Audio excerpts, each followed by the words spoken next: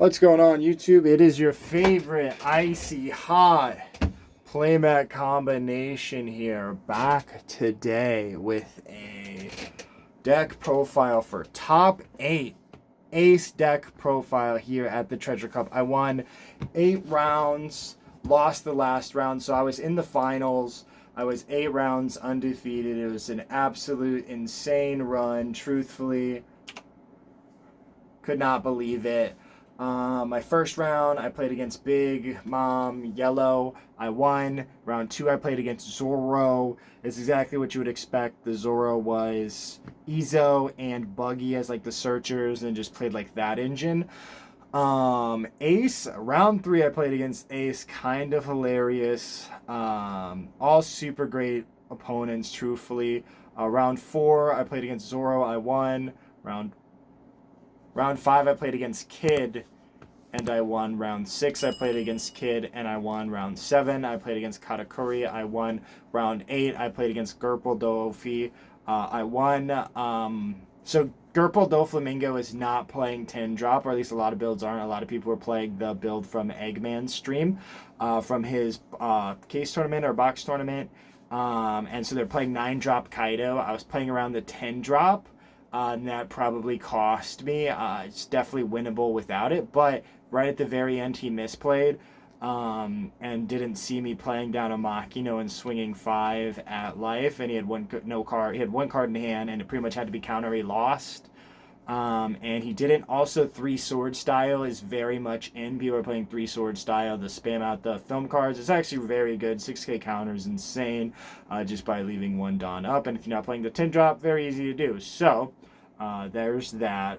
So be on the lookout for those. But yeah, lost in the finals. Great guy. He actually had played Ace. I mentioned he had watched the channel. I was super humbled and honored, truthfully. But yeah, let's go ahead and dive into the deck. Alright, so on to the deck list. So to start things off, I played 4 Ezo. I did not play Whitebeard Pirates. The only search I'm playing is Ezo. And the way that I built the deck is really it can go first or second, but it's got strong curves going into each one. So without Marco, obviously, you lose a lot of value in a swinger that stays around. So we took a different approach. But so we went ahead. I played 4 Atmos. He was really good. I went second most of the day. I think I went second all day. And so he was super relevant. Being able to play him down, going turn 1 Ezo, turn 2 Atmos. But we also play Thatch, because if you go 2, 4, 6 and you slap down a Thatch, especially against yellows, puts a ton of pressure on them and allows you, pretty much guarantees a blocker or a hit. And it's really good into pretty much any deck because nobody's going to out him. And before, the only way to really out him was to play a ace and minus him. But the only other deck that played that is gone. So with Whitebeard gone, it felt like a really great opportunity. I played a deck similar to this, and I really was like, I was sitting there, I was like, I think this still, the theory works. The big thing that I always had trouble with when I was playing Ace was my hand would get clunked with events, and so we wanted a bunch of counter events, and we just took a different approach so that we have like combo. And so if we play the even curve, you can do this, or if you play the odd curve, going first, we play a lot of rushers, and so that allows all of these to be combo, and we're going to focus on playing like non-counter cards, and we'll have a ton of counter in the hand to protect those bodies. So either one is probably fine, but of course establishing a Thatch is just so powerful. But yeah, then we of course played the one of Marco. I saw him 1 game. I think I saw him 2 games. But I played him 1 against Kid and was able to pop a Veggie, but I went ahead and got rid of him. I got rid of a Seaquake. And I was like, okay, and then he drops a Veggie, and I was like, well, that's a problem afterwards, near the end of the game. But I was still able to pull it through, thankfully. We played one of Marco. This Marco came up so much today. Shout out him, real him VP. Wish he was back at 4. Free Marco. But yeah, no, obviously both of these being at 1 really takes away like all of the swinging power. There were times where I was swinging with this Marco because no other deck plays rush essentially unless you're playing against red. So even if they have like 2 bodies, you can like swing. I swung 7 with him in the Kata Curry matchup. And we'll talk about matchups and everything at the end here. But yeah, and then going into this game, this event, I was expecting a lot of green and a lot of katakuri, especially Kid, because Kid is just a phenomenal leader, being able to swing twice, and the kids that I faced were continually swinging twice. Once you go like 9-9, it's like that sucks. So Marco really came up there. I also played 4 Fossa. I upped my Fossa count by 1. Was super relevant. There were times where I was playing against Kid and I literally went Fossa and I had Marco, and only reason I was able to win because I was able to block 2 swings while I was at 0. So huge. When I was messing around with how to replace Marco, or like what do I do instead, I felt like the philosophy was still the same. With Ace, you really win by controlling board and then making your large board and just continue putting pressure on them until they have like no cards, you just win. And so that's obviously like what Ace is for, but I was like, do I need more blockers for like yellow? And I was experimenting with cards like Kobe. But now on to the 2Ks. We play 12 2Ks. We play 4 Jozu. Jozu's a searchable 2K off of Izo. There have been times where I played Izo to get a Jozu. I did consider playing Crossfire, especially with like Kid being expected, as opposed to like some of the other events, but I just went ahead because I was like, maybe there's Law, and I was like, well, Law isn't that great into me, I don't think. Especially now that they don't have like just the power package that they did before. And so I was like, okay, like this is probably fine. And so yeah, but I went ahead, 4 Machino. This card's huge. This card won me my Gerpel because the guy decided to shout out him. I felt so bad, but he went. I went 15 with unblockable Luffy, left 1 Dawn up, and he did. So a lot of Gerpel is playing. They're not playing the 10 drop, and I also played around the 10 drop, and he got a ton of value out of that because I didn't swing like with like 4 characters, and so he got an insane amount of value. But I went 15, and he went double the 3 sword event, and then played out an Usopp, and then I played the Machino boosted, went 5, and he had to have another combo, and he had the Kaido.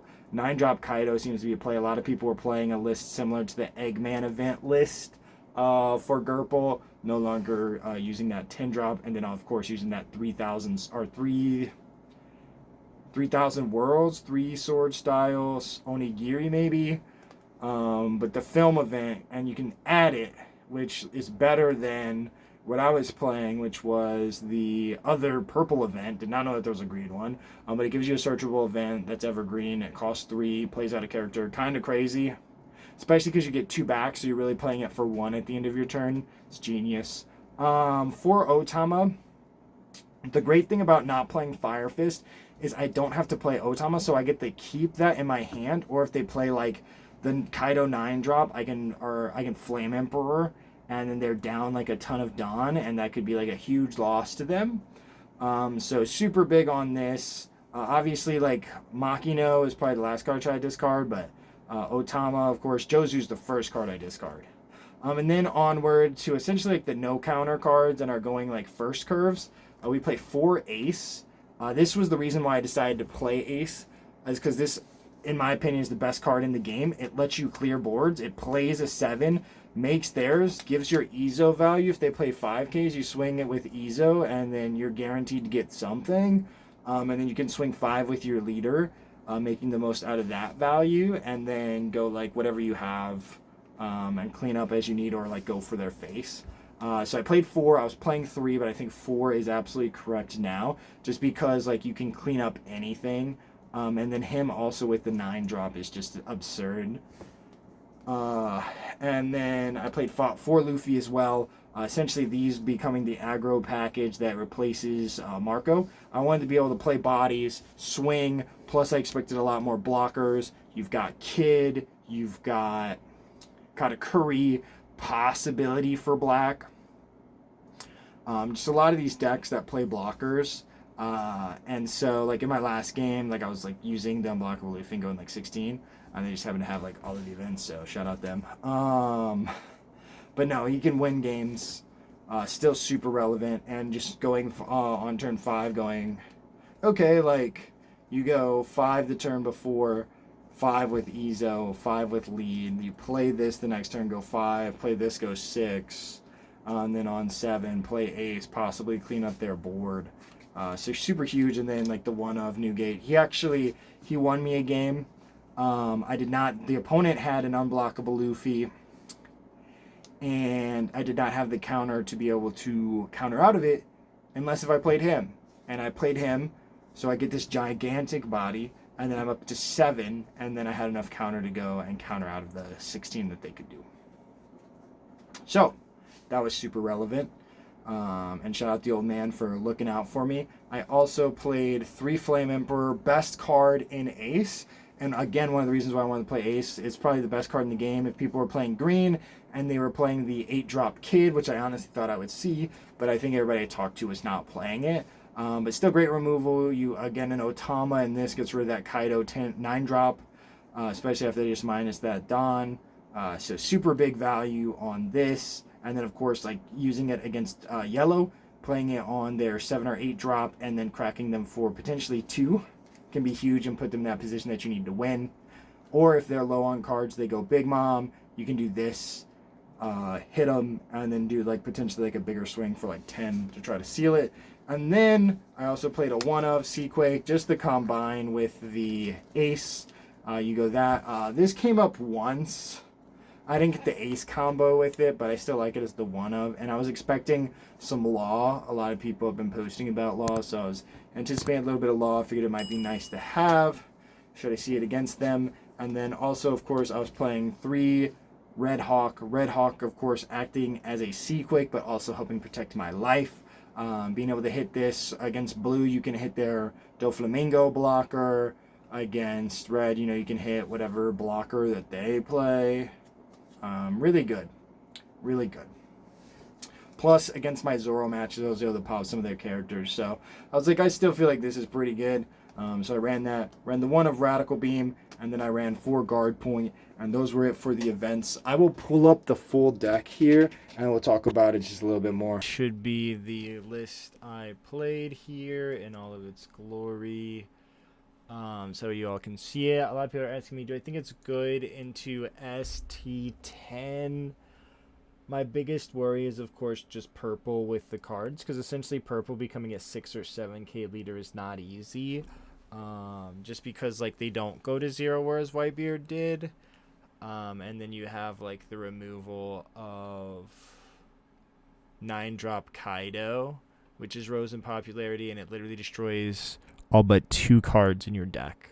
That being Ace and being Newgate. Of course, the Rush is great. Being able to clean their board is great. Flame Emperor is great because it can pop that Eustace. But it really changes. I think event heavy would be better. I think event heavy would be better in terms of it, just like the removal, just so we can keep their board clear if they drop a 10-drop Kaido. Because once they go minus a bunch of Dawn, then you can like play and not have to worry, because then they're like lower and it takes them like a couple turns to catch up, and that's really your time to shine. But I don't know. I know I could have lost to Kaido this past locals. ST10 was legal, but they didn't go for my face. But yeah, I think it's okay. I think it's fine in the Law, because like the 7s, like Law is gonna have to get value, but also you're already swinging at them with the rushers. But it'll be interesting to see, like, because you can clean up all of their cards with an Ace. An Ace and an Ezo is gonna clear their board because they're all 5Ks. So that's a huge advantage unless they play Ace, which some lists do. But let me know what you guys think in the comments below. Be sure to subscribe if you found this content of value. It'd mean the world to me. And as always, thank you all so much for watching.